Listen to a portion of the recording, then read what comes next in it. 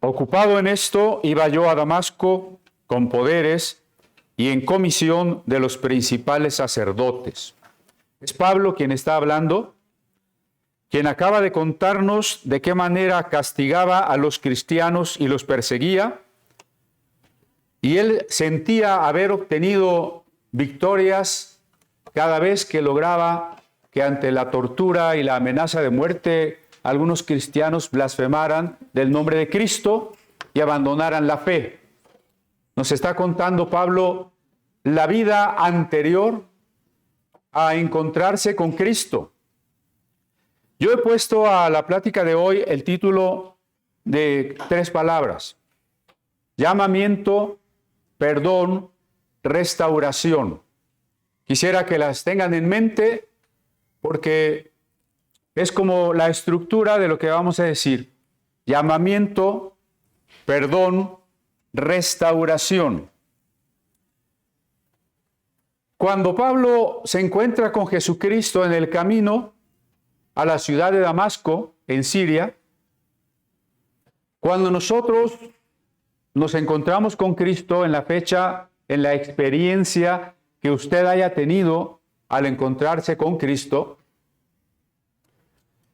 todo eso no se debe a nuestra bondad, no se debe a que somos muy buenas personas, a que merecíamos que Dios nos bendijera o nos ayudara. En realidad se trata de la iniciativa divina, el llamamiento que Dios nos haya llamado es la iniciativa divina. Junto a la palabra llamamiento podríamos unir, según el título de la plática pasada, donde por cierto no alcanzamos a decir esto, podemos unir, las palabras vocación y profesión. Vocación quiere decir llamamiento, precisamente llamamiento. Cuando decimos que tenemos una vocación en el sentido propio y profundo del término, lo que estamos diciendo es que tenemos un llamamiento. Y aunque ahora la palabra profesión se refiere a carreras o trabajos seculares, la palabra profesión es de origen cristiano. Y lo que significa proferir es expresar públicamente. La expresión pública de la fe, de decir que Jesucristo es mi Señor, ese es el origen de la palabra profesión. Después, en el surgimiento del capitalismo, la palabra profesión se secularizó. Y ahora ya nadie piensa que con la palabra profesión está hablando de la fe y de la declaración pública de nuestra fe en Jesucristo. Pero ese es el llamamiento.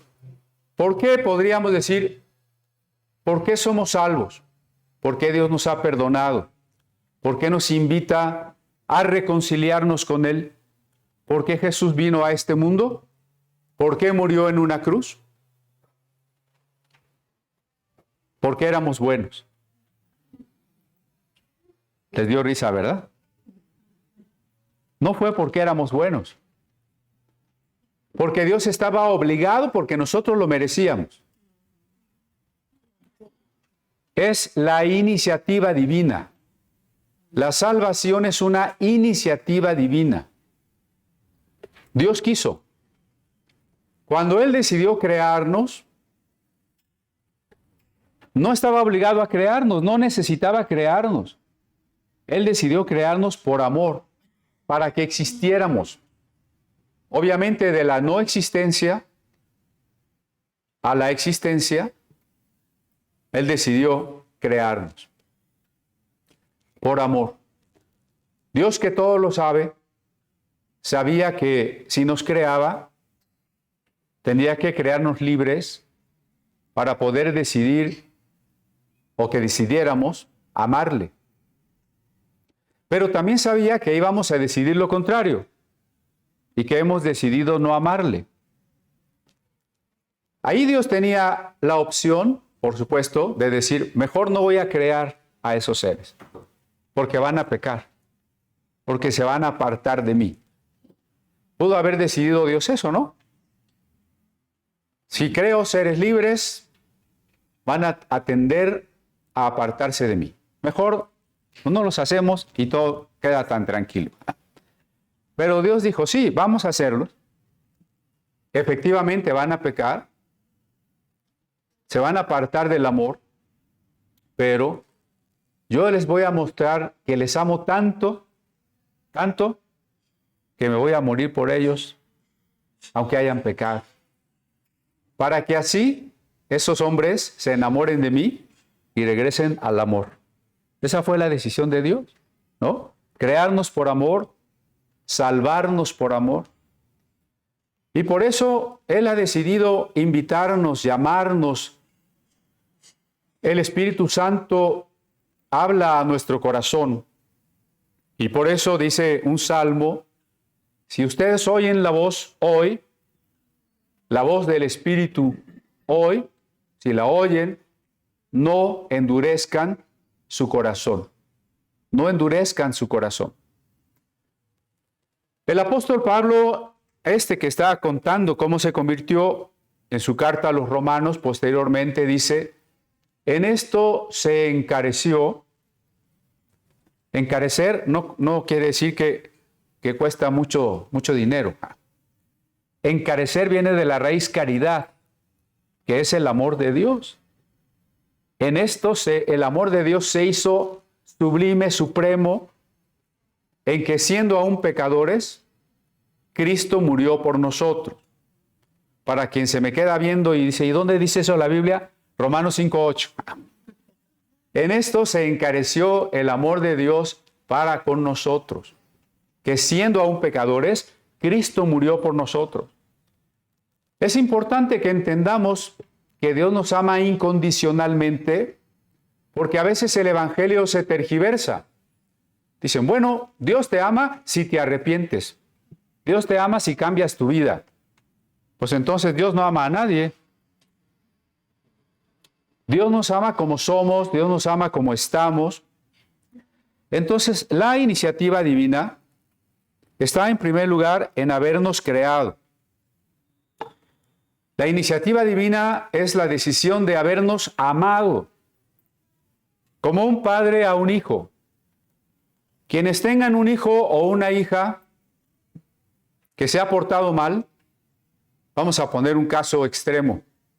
Tiene un hijo en la cárcel por delinquir. La mamá no está contenta con que el hijo esté en la cárcel, no se alegra de que el hijo haya seguido ese camino, por supuesto, pero lo ama. No dejó de amarlo, nunca deja de amarlo. Así es como Dios nos ama a nosotros. No quiere decir que Dios esté contento con que llevemos una vida que nos destruye, pero nunca ha dejado de amarnos. Dios nunca ha dejado de amarnos. Y por eso la iniciativa de Él es salvarnos. La iniciativa de Dios es salvarnos. A veces cuando decimos que hay que responder a la invitación de Dios, hay personas que nos dicen, no, el hombre no tiene que hacer nada. Dios lo eligió y se salva porque Dios así decidió.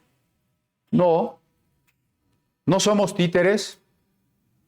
Necesitamos responderle a Dios.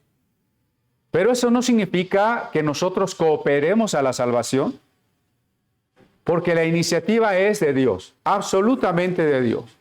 El precio que Dios pagó fue morir por nosotros. Pensémoslo así, si otro ser humano más cercano a nosotros, conocido, vivo ahora, nos dijera, yo voy a morir por ti, ¿podríamos captar su gran preocupación, su gran amor por nosotros? Para solucionar tu vida, tus problemas, para que tú seas feliz, me voy a morir por ti. ¿Qué haríamos con esa persona? Estaríamos muy agradecidos, ¿no? La verdad es que es así. Jesucristo murió por amor, para mostrarnos que aunque lo rechazábamos y lo matábamos, nos seguía amando. Aunque lo hayamos matado, nos sigue amando. Ahí en la cruz dice, Padre, perdónalos. Pudiéndose bajar de la cruz, no se baja porque está ahí por amor a nosotros. Entonces, este llamamiento, esta iniciativa divina de crearnos, de amarnos, de salvarnos, es un a pesar de. A pesar de. No me ama porque hay méritos o razones por los que yo merezca. En realidad, es a pesar de. ¿A pesar de qué? Bueno, a pesar de que somos un ser insignificante entre 7.500 millones de seres humanos, ¿no? ¿Qué importancia puedo tener yo entre 7.500 millones de seres humanos? Y entre los que han vivido a lo largo de la historia. ¿Y qué importancia pueden tener unos seres en un planetita del tamaño de un granito de arena que forma parte de una playa infinita de granitos de arena? A pesar de nuestra insignificancia, de nuestra pequeñez, Dios nos ama. Ese es un a pesar de. El otro ya lo dije. A pesar de habernos constituidos enemigos de Dios, a pesar de habernos separado de Él, a pesar de ignorarlo. Quizá alguien diga, bueno, yo no soy mala persona. Es más, soy buena persona. Pero hemos ignorado a Dios porque Dios no es el centro de la vida, no es lo más importante para nosotros. No vivimos para hacer su voluntad. Hemos ignorado al amado. Es como alguien que está casado o casada y hace todo de manera absolutamente independiente y no toma en cuenta para nada a la pareja, a la otra persona. Hemos ignorado a Dios. Bueno, y en otros casos hemos odiado a Dios. Hay autores que escriben, hay personas que expresan su enojo contra Dios, las burlas en contra de Dios, el esfuerzo que hacen porque la gente vea en Dios un absurdo, alguien que no existe y no puede existir, porque ¿cómo es posible que siendo un Dios bueno y amoroso haya mal en el mundo? El apóstol Pablo usa una expresión describiendo el mal en los seres humanos y dice odiadores de Dios.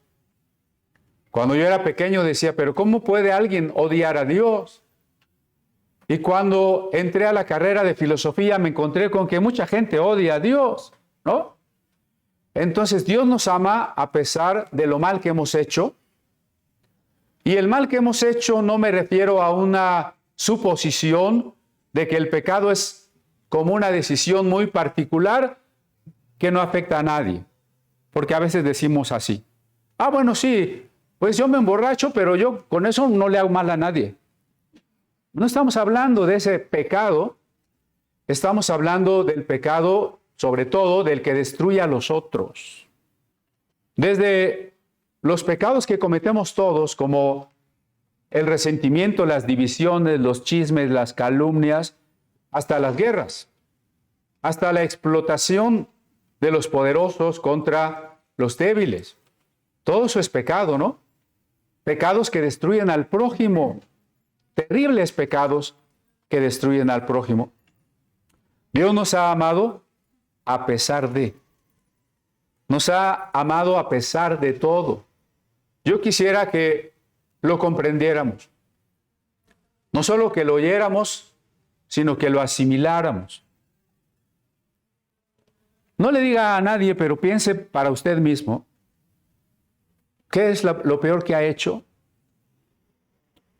Y que tal vez por eso a veces hemos tenido la duda, ¿Dios todavía me perdonará? ¿Dios me aceptará? ¿Dios estará enojado conmigo? Y mucha gente piensa que por lo malo que ha hecho, Dios ya no lo acepta. El Evangelio es que Dios nos acepta con todo lo que hayamos hecho. Alguna persona tal vez diga, bueno, yo sé que Dios tal vez no me acepte porque supongo que vivo de manera inadecuada, entonces prefiero creer que no hay Dios. Y así me quito de problemas y vivo bien tranquilo, sin nada que me acuse, ¿no? Esa es una razón por la que hay gente que no quiere pensar en Dios ni hablar de Dios.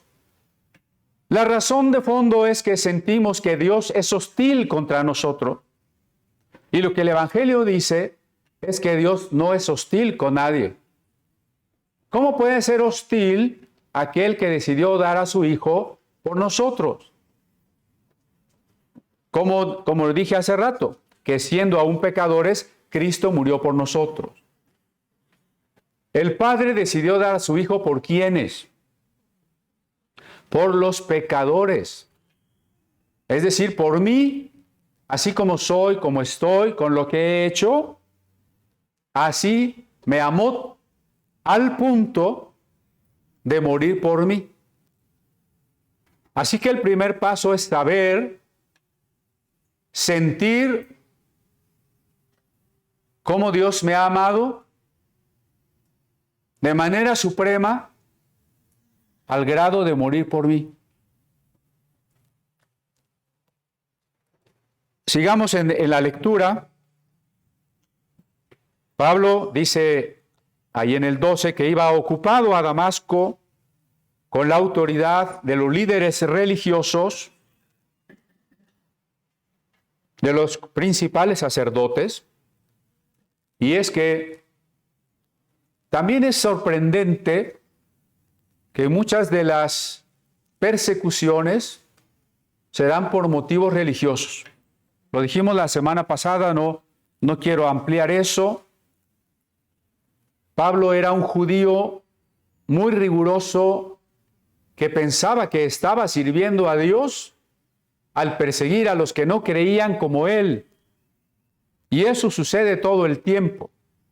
Decíamos con nuestros hermanos indígenas que están siendo perseguidos por los de otra religión porque son cristianos.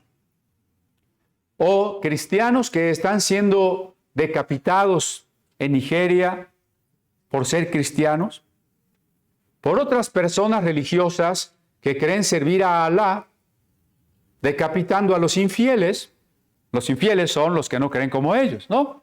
Entonces, el odium theologicum, el odio religioso, evidencia que alguien es celoso de su religión y de sus creencias, pero evidencia también que no ha conocido realmente a Dios. Habla de Dios, cree servir a Dios, pero en tanto que no ama, no ha conocido a Dios. Si no ama, no ha conocido a Dios. Por eso leamos el verso 13. Cuando a mediodía, oh rey, yendo por el camino, vi una luz del cielo que sobrepasaba el resplandor del sol, la cual me rodeó a mí y a los que iban conmigo. Esta experiencia que tuvo el apóstol Pablo comienza por mirar una luz diferente, intensamente resplandeciente. Esta luz para él es en primera dimensión tan física que se queda ciego. Pero esa dimensión física no es la más importante. Esta luz con la que él se encuentra es también el inicio de una iluminación espiritual. Dijimos que la iniciativa es de Dios. Gracias a Dios ahora nosotros somos creyentes. Pero ¿sabe usted en qué momento comenzó a creer en Jesucristo? ¿En qué momento dijo, sí quiero seguir a Jesús? Sí quiero ser perdonado de mis pecados. Sí quiero ser cristiano, quiero bautizarme, quiero estar con los de la familia de la fe. ¿En qué momento usted comenzó todo ese proceso? En el momento en que la luz de Dios llegó a su entendimiento. En el momento en que el Espíritu Santo fue el que le reveló a Jesucristo. Dijimos que la salvación no es obra nuestra. Así que Dios, que tanto nos ama, a través del Espíritu nos habla y nos ilumina para que entendamos el mensaje de Jesucristo, para que sintamos ese llamado y para que veamos nuestros pecados. Si algo está muy oscuro, pues no vemos, incluso si está sucio o limpio. Imagine que usted entra a una habitación terriblemente oscura que está muy sucia. Usted no lo ve, no lo sabe porque está oscuro. De pronto, enciende la luz y dice, ¡qué barbaridad! ¡Qué porquería hay aquí! ¿No? Bueno, cuando Dios viene y hace la luz a nosotros, en nuestro corazón, en nuestra mente, suceden dos cosas. Primera, vamos comprendiendo quién es Jesucristo, vamos siendo embargados por su amor y también se ilumina nuestro corazón, que es un chiquero, una habitación llena de suciedad, ¿no? Mire, ¿se acuerda del primer capítulo del Génesis? El primer capítulo del Génesis comienza diciendo así: cuando Dios empezó a crear los cielos y la tierra era un desorden. La luz no estaba ahí, solo era oscuridad. No había tierra seca, no había vida. Unas aguas primigenias, caóticas, lo cubrían todo. Ese mundo caótico y oscuro era nuestra vida. ¿Qué siguió a la condición del mundo? Y dijo Dios, sea la luz, y fue la luz. Es exactamente lo mismo en nuestra experiencia cristiana. De una vida caótica, donde no está separada el agua de arriba del agua de abajo, ni el agua de la tierra, ni hay vida, ni hay luz, y todo está oscuro. La palabra de Dios, poderosa, dice a nuestras vidas, sea la luz. Y en ese momento empezamos a ser iluminados. Y cuando empezamos a ser iluminados, deberíamos clamar. Con clamar quiero decir verdaderamente como un grito que surge de lo más profundo de nuestro corazón, y clamar y decir, Señor, cámbiame, cámbiame. Yo creo que todos hemos tenido la experiencia de estar luchando con aquello que queremos cambiar, con aquello que ya no queremos ser, con los problemas que siempre nos prometemos que no van a volver a suceder y vuelven a suceder. Tenemos que clamar desde lo más profundo, Señor, cámbiame. Una vez que Pablo miró esa luz, se apareció esa luz, dice el verso 14, y habiendo caído todos nosotros en tierra, oí una voz que me hablaba y decía en lengua hebrea, Saulo, Saulo, ¿por qué me persigues? Dura cosa te es dar coces contra el aguijón. Yo entonces dije, ¿quién eres, Señor? Y el Señor dijo, yo soy Jesús, a quien tú persigues. Pero levántate y ponte sobre tus pies, porque para esto he aparecido a ti, para ponerte por ministro y testigo de las cosas que me has visto, y de aquellas en que me apareceré a ti. Interesante, yo lo primero que encuentro aquí es que Pablo pregunta, ¿quién eres, Señor? Jesús se presenta y le dice, soy Jesús. Pero no veo que Pablo, bueno, al menos no se describe que Pablo haya dicho, Jesús, perdóname. Yo creí que no existías. Creí que no habías resucitado, ¿no? Estoy seguro que Pablo sintió eso, pero no lo dice. Tampoco Jesús, cuando le llama, le dice, a ver, Pablo, arrepiéntete y pídeme perdón. ¿Verdad que no le dice eso? Ni siquiera vemos que le diga, te perdono. A ver, no quiero decir que pedir perdón no sea importante. No quiero decir que el perdón no esté implicado en el regalo de Dios. Lo está. Lo que quiero decir es que muchas veces ni siquiera necesita expresarse. El que ama ha perdonado de antemano. El que ama ha perdonado de antemano. Cuando usted ora, iba a decir cierra sus ojos y ora, pero puede orar con los ojos abiertos. Cuando usted ora y le dice a Dios, perdóname, está bien el sentimiento de usted, pero hay que saber que Dios no le va a perdonar en ese momento, que Dios ya le había perdonado. Cuando Cristo murió en la cruz, Dios estaba manifestando que usted ya estaba perdonado. Pero si apenas pequé en la mañana, estabas perdonado cuando Cristo murió. Pero todavía voy a pecar mañana. Ya estás perdonado. Ya estás perdonado. Porque el perdón por parte del que ama ya está otorgado. Y por parte del que se entrega, del que responde al amor, el deseo, la actitud de pedir perdón ya está implícita. Suena extraño, ¿no? Pero piense en otro pasaje.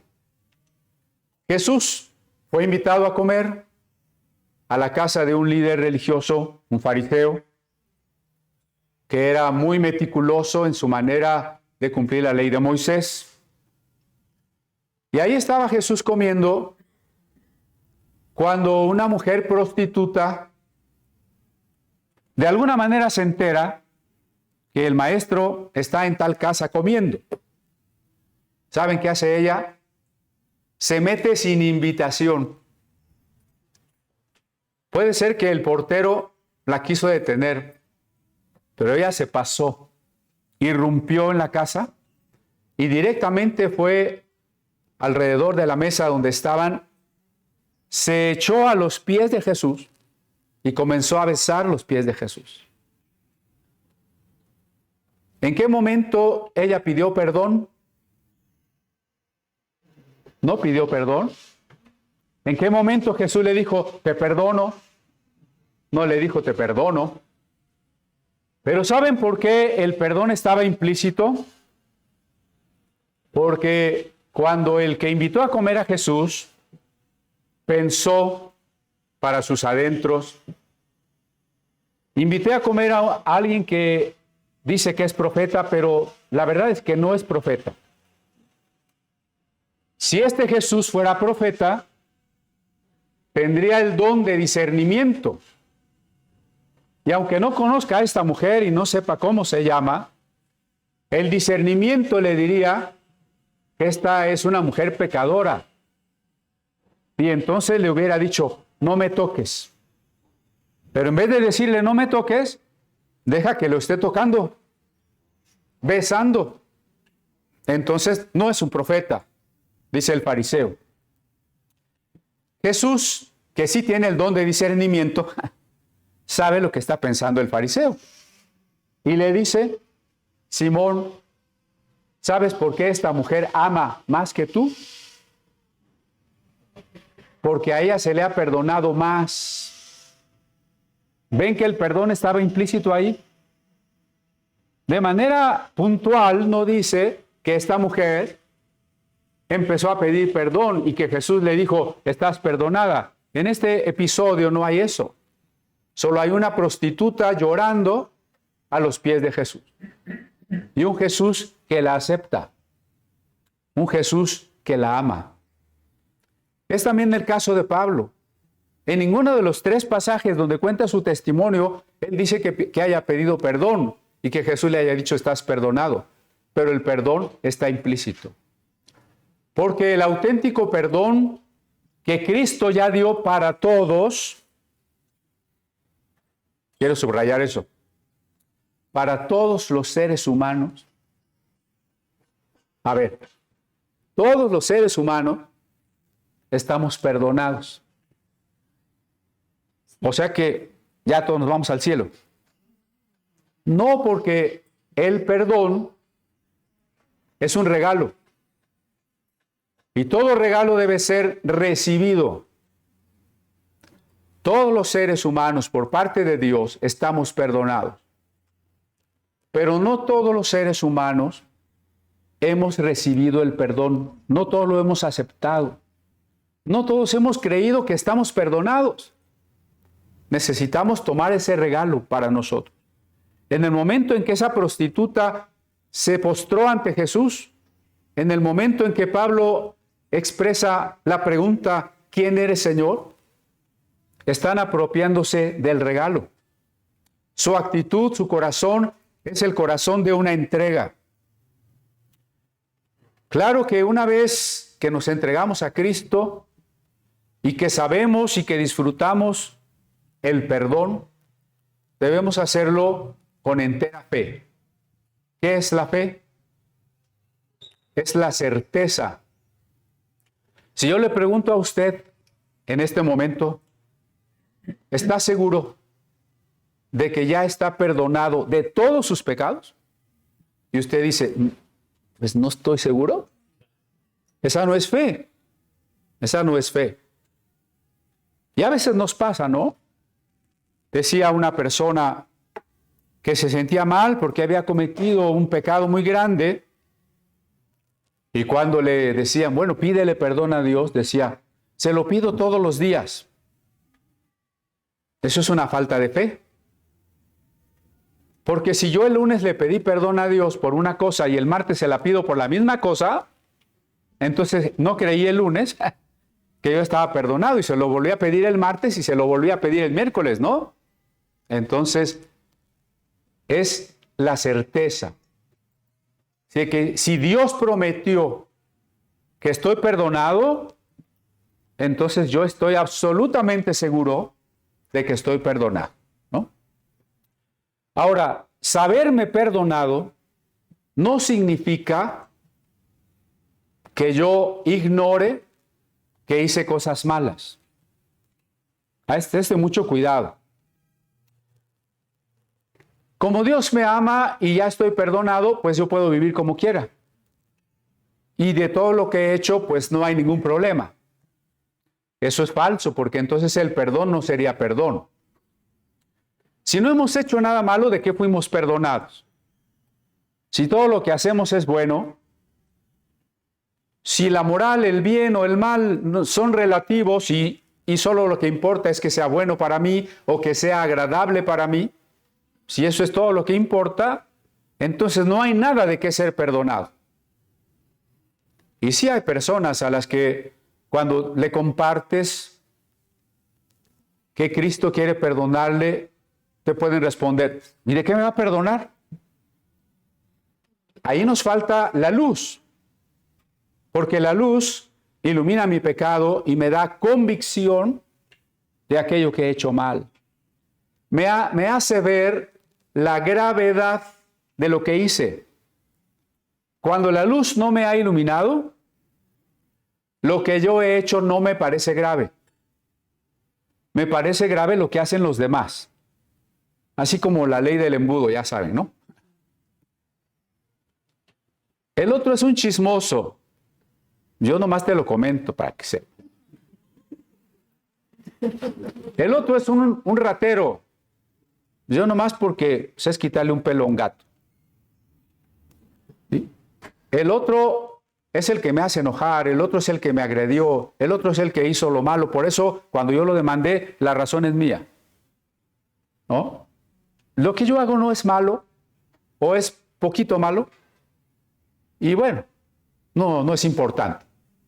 Cuando la luz viene, yo veo la gravedad para ver las cosas como Dios las ve. No importa lo que yo opino de lo que hago, importa lo que opina Dios, lo que dice Dios. Tengo que ver las cosas como Dios las ve. Entonces, esta mujer, que era prostituta, era amada por Cristo y fue aceptada por Cristo. ¿Significaba eso que ejercer esa profesión era bueno? No. El ladrón en la cruz le dijo, acuérdate de mí. Otra vez, no le dijo perdóname. ¿Se fijan? No vayan a decir que yo dije que no hay que pedir perdón. No, está implícito. Acuérdate de mí. Era un ladrón. Jesús amaba al ladrón. ¿Aceptó al ladrón? ¿Perdonó al ladrón? Sí. Entonces está muy bien que haya sido ladrón. ¿Verdad que no? Cuando dicen, es que el buen ladrón, no sé si era un buen ladrón. Jesús lo amó tal y como era, pero no quiere decir que su pecado no era pecado. ¿Jesús puede amar a alguien que ha matado? ¿A un asesino? Claro. ¿Lo puede perdonar? Si ese asesino acepta el regalo del perdón. Pero no quiere decir que lo que haya hecho no es pecado. ¿Me explico? Aceptar el perdón implica también reconocer que estoy siendo perdonado de algo que era condenable, que merecía castigo. Cuando Pablo dice, la paga del pecado es muerte. No es peccata minuta. ¿Qué quiere decir peccata minuta? Pecadillos. Ahí no es para tanto. Son pecadillos, ¿no?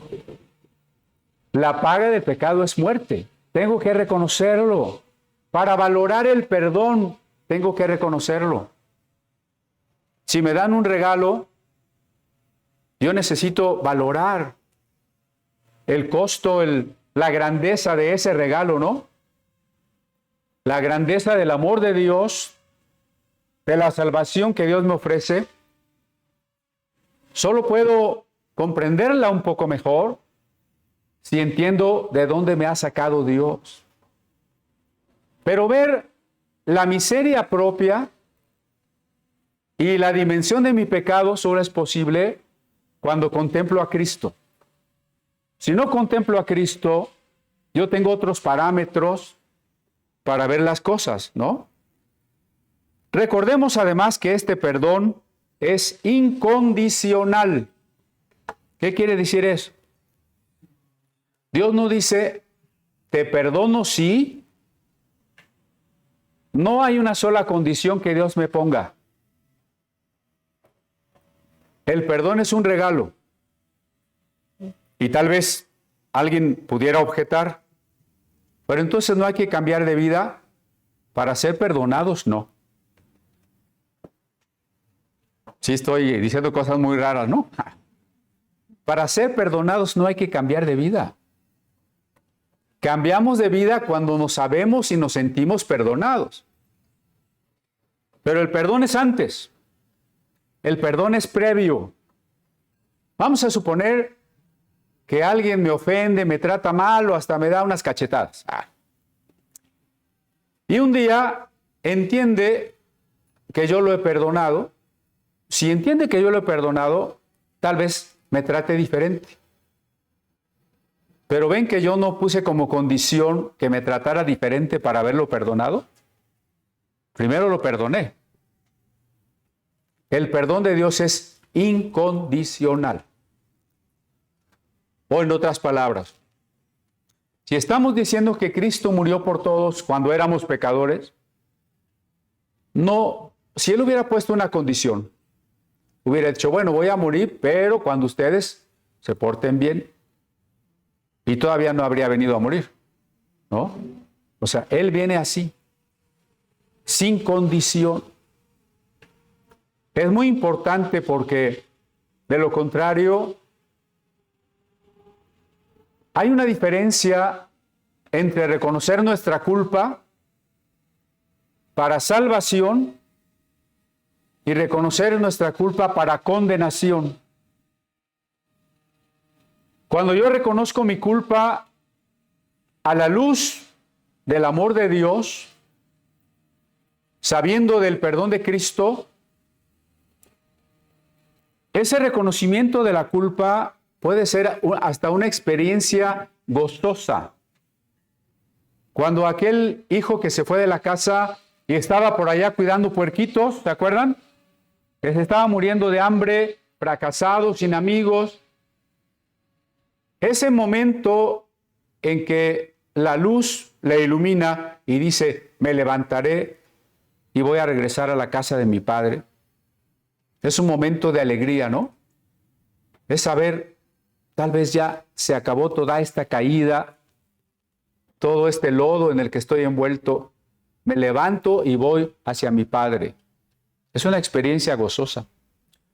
Pero reconocer la culpa sin Dios me lleva más bien a sentirme condenado, a tratar de infligirme castigo.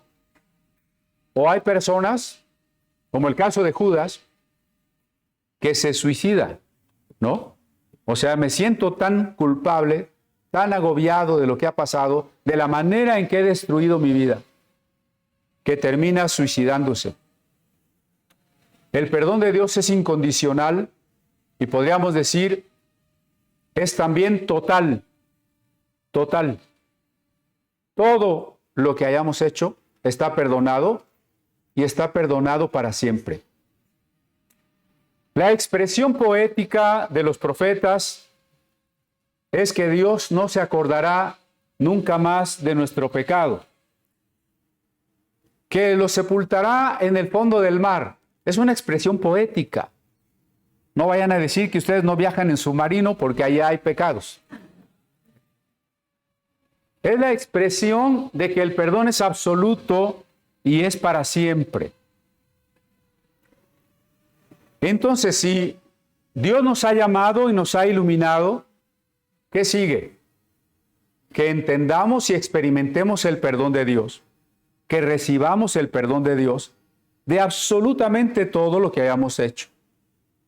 El tercer punto es la restauración. ¿Qué 3 puntos les dije? Llamamiento, perdón, restauración. Ahora que soy una persona perdonada, Dios quiere restaurar mi vida. ¿Qué quiere decir eso? Voy al profeta Joel.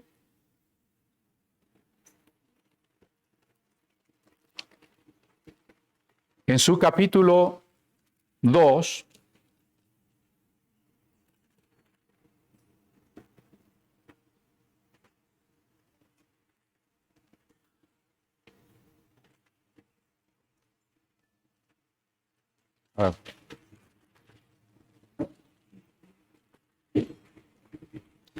primero en el 1, Joel 1, verso 4. Lo que quedó de la oruga comió el saltón, y lo que quedó del saltón comió el revoltón, y la langosta comió lo que del revoltón había quedado. Este pasaje compara nuestra vida con una planta. Vino una primera plaga,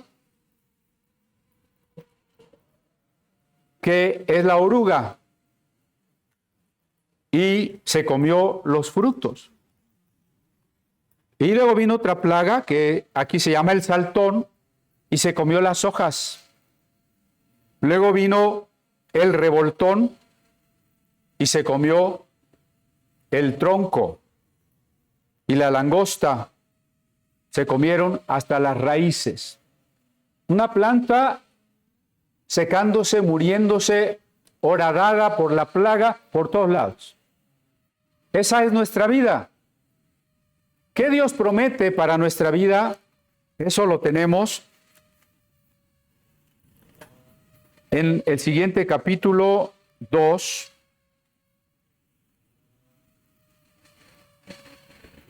en el verso 25. Y os restituiré los años que comió la oruga, el saltón, el revoltón y la langosta, mi gran ejército que envié contra vosotros. Esta es una noticia maravillosa.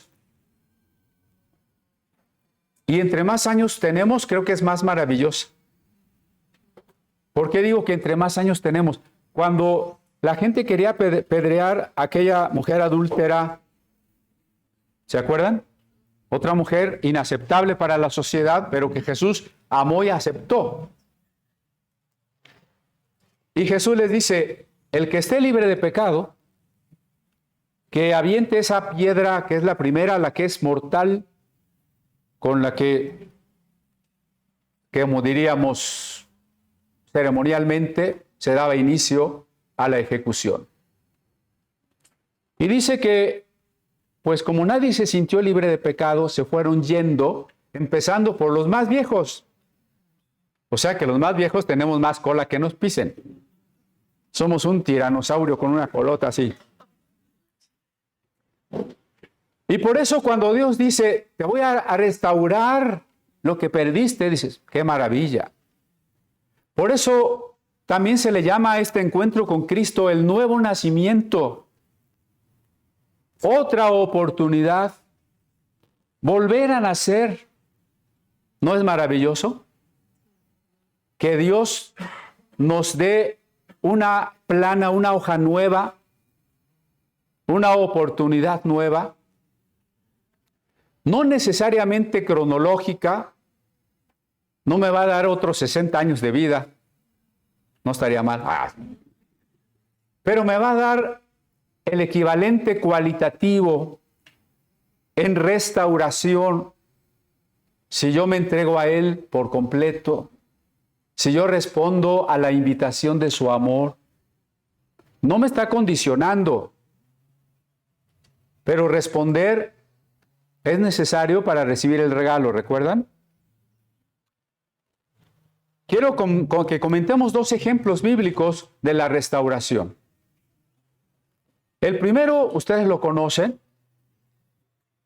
Si se hiciera una convocatoria, porque yo me voy a ir a otro lugar a predicar. Necesitamos un pastor, vamos a hacer una convocatoria. Y cuando leemos su currículum dice, adulteró y mató al marido de la otra. No, ese no lo queremos de pastor. ¿No diríamos eso? No, ese ni cristiano es, es un falso cristiano. Bueno, pues se llamaba el rey David, ¿no? El rey David que efectivamente conocía a Dios y que a pesar de conocer a Dios, pecó. No estamos diciendo que no hay problema, ¿eh? Decía por ahí un pastor que conoce a Omar, licencia para pecar. No estamos dando licencia para pecar. Lo que estoy diciendo es que si usted ve a un cristiano pecar, a un pastor pecar, no diga, ay, entonces eso de Dios es pura mentira. Los ojos, la mirada, debe estar en Cristo, ¿no? El rey David, con todo lo que era el rey David, pecó. Y pecó fuerte, ¿no? Porque el adulterio en ese tiempo estaba penado con la muerte. Pero para colmo, la mujer quedó embarazada. No había manera de esconder el adulterio porque el marido no estaba, el marido estaba en la guerra. Y entonces dice, bueno, solución, matemos al marido. Y mandó matar al marido.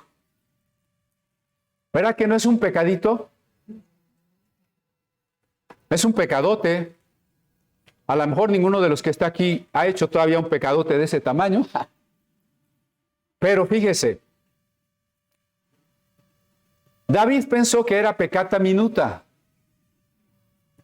David dijo, bueno, pues Finalmente yo soy el rey y si me gusta una mujer, pues ¿cuál es el problema? Además al marido lo mataron en la guerra, entonces pues yo me lavo las manos. Y estaba muy tranquilo, ¿no?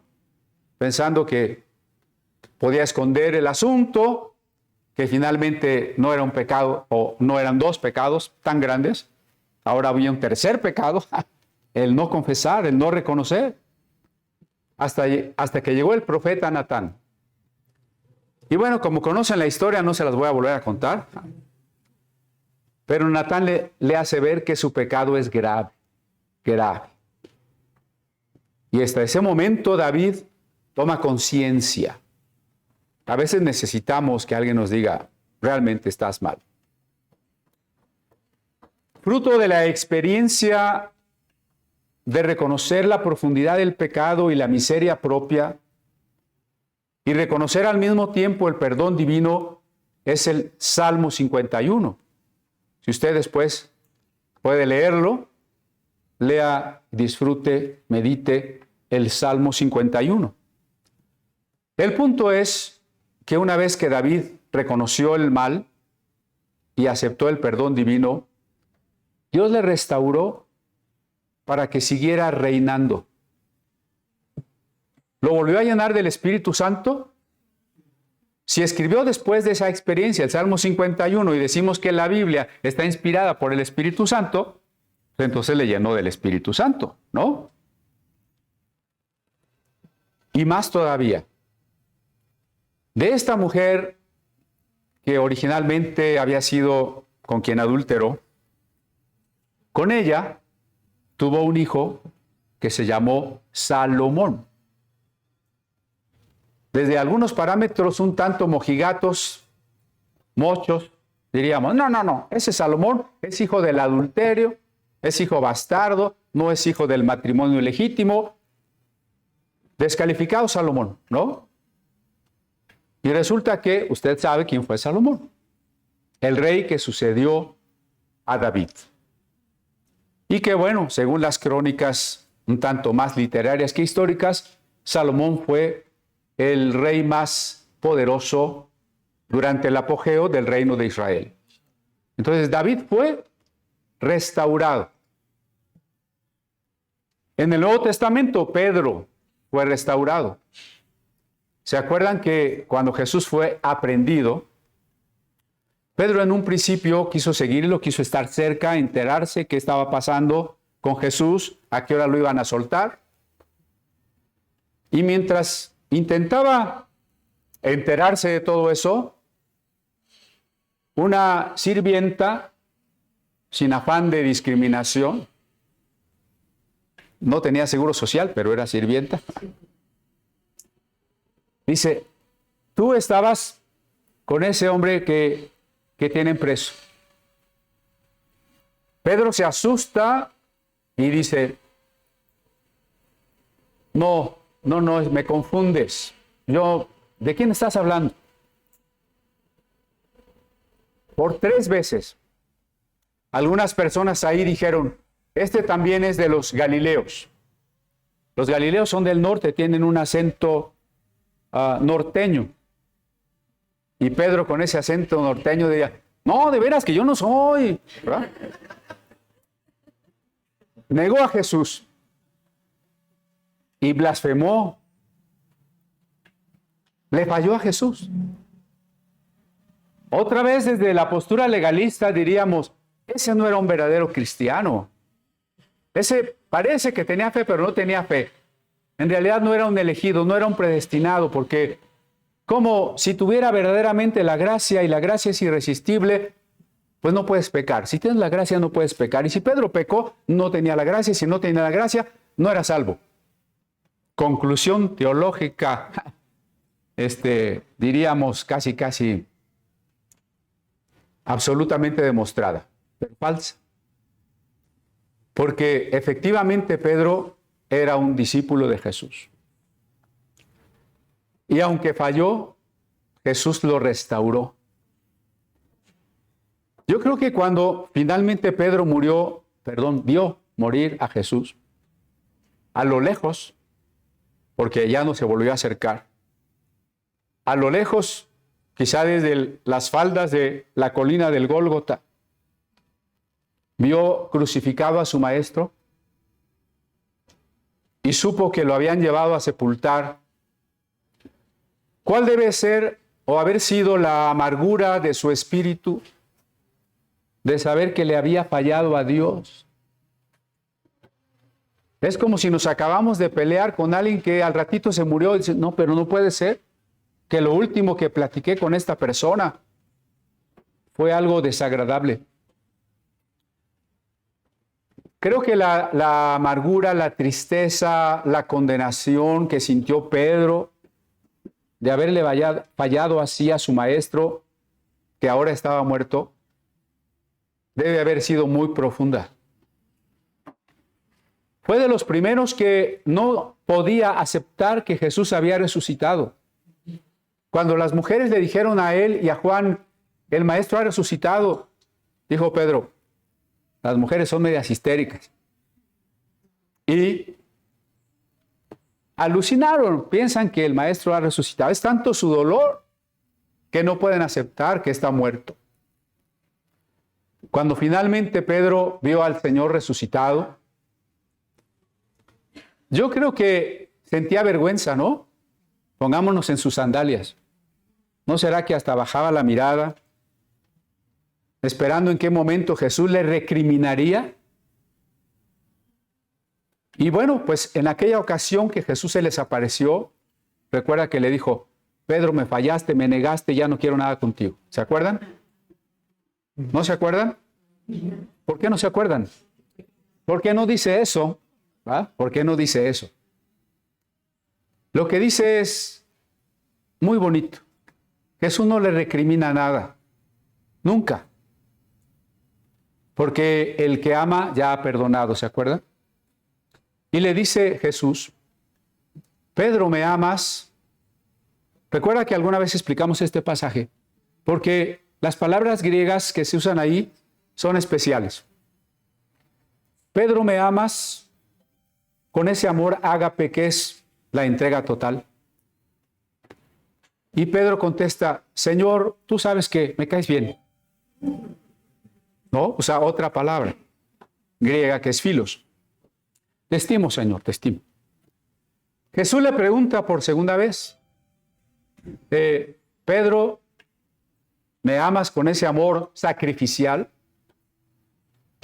El Pedro hace días previos hubiera dicho, sí, pero ahora que ha sido quebrantado, que cuando nos damos cuenta de nuestra debilidad, de que cualquiera de nosotros puede fallar, ya no acusamos tan fácilmente, ¿no? ¿Le ha pasado que cuando usted ve a alguien cometer una falta, pecar, de inmediatamente señalamos, oh, ¿cómo es posible que tal persona?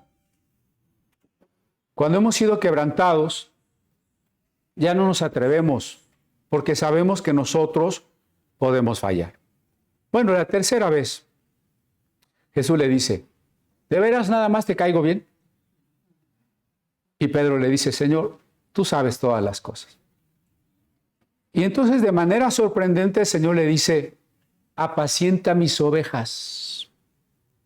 Vuelvo al ejemplo, estamos buscando pastor, lanzamos la convocatoria y viene un pastor y dice, bueno, pues yo quiero ser pastor aquí, pero pues sí he negado a Cristo.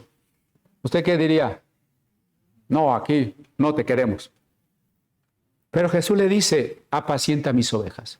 No solo está perdonado, Jesús le entrega o le reentrega el ministerio, el pastorado, el apostolado. ¿No es maravilloso? Bueno, ya voy acabando. 1 hora más y ya acabamos. No. Llamamiento, perdón, restauración. Una vez que el Señor nos está restaurando, volvemos al primer punto. Ahora, a un llamamiento realizado. Ahora sí podemos servir a Dios. Ahora podemos ser ese Pedro que apacienta las ovejas. Estos 3 pasos implican dos experiencias con Dios muy importantes. La primera, el nuevo nacimiento. ¿Se acuerdan? Cuando se hace la luz y decimos, ¿quién eres, Señor? Y reconocemos a Jesús como Señor y dueño de nuestra vida, ese es el nuevo nacimiento. Después de que en el camino a Damasco Pablo se encontró con Jesús, Pablo no volvió a ser el mismo. Ya no era un hombre religioso, celoso de sus creencias, perseguidor de los otros. Ahora era una persona amorosa, deseosa de que todos vinieran a conocer a Jesús, y de perseguidor se convirtió en perseguido. Ese es el nuevo nacimiento. Y la segunda experiencia es el bautismo con el Espíritu Santo. Cuando Ananías llegó con Pablo y le impuso las manos para que recibiera el Espíritu Santo, recuerden que la llenura del Espíritu Santo se nos da para ser testigos. Yo ya he sido creyente, he nacido de nuevo, pero Dios quiere que ahora yo sea un testigo de Él. ¿Qué necesito? Ser bautizado con el Espíritu Santo. Esto es lo más importante. Más allá de las diferencias teológicas, yo veo muchos pleitos, sobre todo ahora en las redes sociales. Pleitos teológicos, tristemente, frente al mundo, entre cristianos, lo que pone muy en mal el Evangelio. Los arminianos contra los calvinistas, los católicos contra los evangélicos, los trinitarios contra los unitarios. En la hermenéutica, los que creen en una interpretación literal de la Biblia todo el tiempo, y los que reconocen que en la Biblia hay pasajes no literales. Y todos se pelean, discuten, se descalifican, a veces hasta se ofenden. ¿Saben qué es lo importante? Nada de eso tiene importancia primordial. A pesar de nuestras diferencias, somos hermanos. Y nuestra primera tarea no es estarnos peleando. Nuestra tarea y lo importante es que invitemos a las personas al nuevo nacimiento y que seamos llenos del Espíritu Santo, bautizados con el Espíritu Santo para cumplir el llamamiento que Dios nos ha hecho desde el principio. ¿Cuál fue ese llamamiento desde el principio? Vean que desde que Pablo se encuentra con Jesús, cuando es su nuevo nacimiento, cuando se sabe perdonado, ya también Dios le llama a servirlo. Cerramos con esta lectura de los últimos versos. El verso